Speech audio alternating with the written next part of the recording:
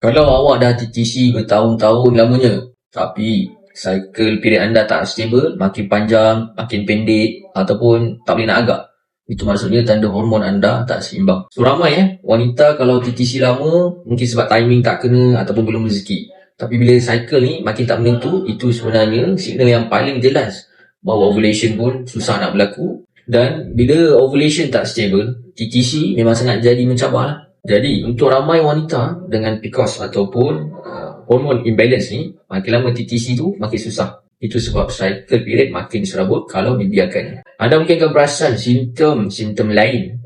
Contohnya jerawat yang makin naik banyak kat muka, perut bloated sepanjang masa, tiba-tiba craving manis tak tentu arah, mood swing dan energy drop walaupun tidur cukup. So, bila jadi kes macam ni, TTC lama tapi cycle tak stable, kita kena tengok hormon apa yang jadi isu. Biasanya kita akan suggest untuk buat blood test, check estrogen, progesterone, LH, FSH, prolactin and related hormon, contoh macam thyroid. Ultrasound pun penting nak tengok telur besar ke tak dan juga ovulation status. So, rawatan untuk masalah-masalah ni semua ada, dan bila rawatan tu kena pada punca, cycle akan jadi lebih stable, dan bila cycle stable, ovulation pun predictable, dan peluang untuk nak TTC dan hamil itu insyaAllah akan jadi lagi mudah. Yang penting, jangan salahkan diri anda sendiri bila cycle makin teruk. Itu bukannya maksud anda gagal. Itu maksudnya tanda anda perlukan sokongan dan juga badan anda perlukan support yang betul.